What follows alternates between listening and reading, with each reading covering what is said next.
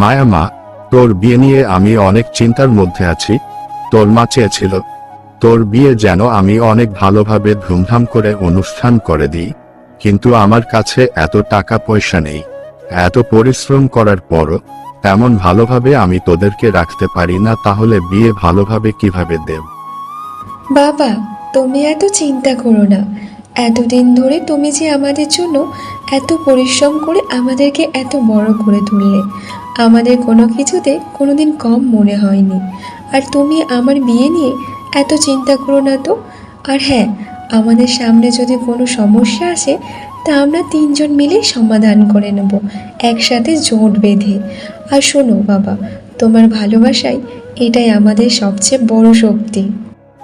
দিদি তো ঠিকই বলেছে বাবা, ঈশ্বর কোনো না কোনো রাস্তা অবশ্যই দেখিয়ে দেবে, তুমি এত চিন্তা করো না। এমনভাবে কিছুদিন কেটে যাওয়ার পর সুকান্ত তার মেয়ের বিয়ে দিয়ে দেয় রাহুল নামে একটা ছেলের সাথে। রাহুল ছিল একজন কৃষক, আর ওর কাছে 5 বিঘা জমি আর 2টো ছিল গরু। রাহুল ওই চাষবাস করে সে সংসার চালাতো।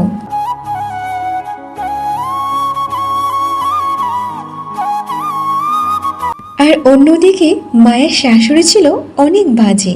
সে ছোট ছোট কারণে মায়াকে অনেক বাজে বাজে কথা শোনাতো। তুই কেমন ধরনের মেয়ে ছেলে বলতো? শুধু এখানে ওখানে ঘুরে বেড়াচ্ছিস। লাজ লজ্জা শরম আছে নাকি? না সেটাও নেই। তোর মা যে কিছুই শিখে পাঠায়নি সেটাই দেখছি। কি হয়েছে মা? আমার কি কোনো ভুল হয়েছে নাকি?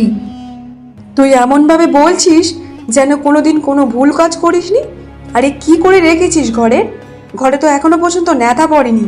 তাহলে রান্না কখন করবি? আজকের কি আমাদের না খাইয়ে মারার জন্য চিন্তা ভাবনা নিয়েছিস নাকি? একটাও কাজ ঠিকঠাকভাবে করতে পারে না। মা, ঘরে তো অনেক রকমের কাজ হয়, সব কাজ একসাথে কিভাবে করব বলুন? এই রান্না করা আর ঘর ঝাড় দেওয়া ছাড়া আর কী কাজ আছে? যখন তুই ছিলিস না তখন আমি নিজের হাতে সব কিছু একাই সামলাতাম, সব কিছু পরিপাটি করে রাখতাম। আর একজন হয়েছিস তুই, কিন্তু কোনো কাজ ভালোভাবে ঠিকঠাকভাবে করতে পারিস না। আগে যদি জানতাম তুই বাড়ির কোনো কাজ ঠিকঠাকভাবে করতে পারিস না, তাহলে আমি কোনোদিনও আমার ছেলের সাথে তোকে বিয়ে দিতাম না। আর তখন সেখানে রাহুল চলে আসে।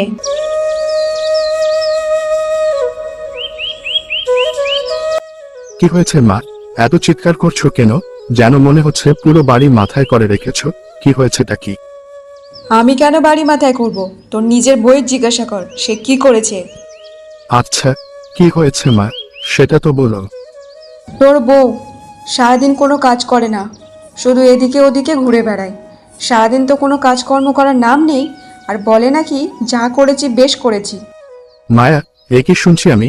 তুমি ঘরে একটাও কাজ করো না, সব কাজ মাকে দিয়ে করাও। এই বাড়িতে আমি কাজ করি কিংবা না করি সেটা একমাত্র আমি আর আমার স্বয়ং ঈশ্বরই জানে। সারাদিন কাজ করতে করতে সময় কেটে যায়, বিশ্রাম নেওয়ার মতো একদম সময় পায় না। একটা কাজ শেষ হয়তো মা আরেকটা কাজ আমার সামনে হাজির করে দেয়। আর যদি কখনো কোনো কাজ করতে একটু দেরি হয়ে যায়, মা আমাকে উল্টোপাল্টা কথা শোনাতে ছাড়ে না। সারাদিন না খেয়ে আমি কাজ করেই যাই। এই ব্যাপারে রাহুল আগে থেকেই জানতো যে তার মা মিথ্যে কথা বলছে। তার মা মায়াকে দিয়ে বাড়ির সব কাজ করায়, কিন্তু যখন মায়া খেতে বসে তখন ওর মা ওকে ভালোভাবে খেতে দিত না। কিন্তু তারপর জেনে শুনেও রাহুল তার মায়ের হয়ে কথা বলে। মায়া, এই কথাটা ভালো করে মাথায় ঢুকিয়ে নাও। আজকে কার পর থেকে তুমি যদি আর মাকে দিয়ে বাড়ির কোনো কাজ করাও কিংবা মাকে জ্বালাতন করো, তাহলে আমি তোমাকে তোমার বাড়িতে ছেড়ে দিয়ে আসবো। আর এখানে দাঁড়িয়ে দাঁড়িয়ে আমার মুখ দেখছো নাকি? যাও, এক্ষুনি আমার জন্য খাবার নিয়ে এসো, এক্ষুনি খেয়ে আমি জমিতে যাব। রাহুলের এই কথা শুনে মায়ার চোখে জল চলে আসে।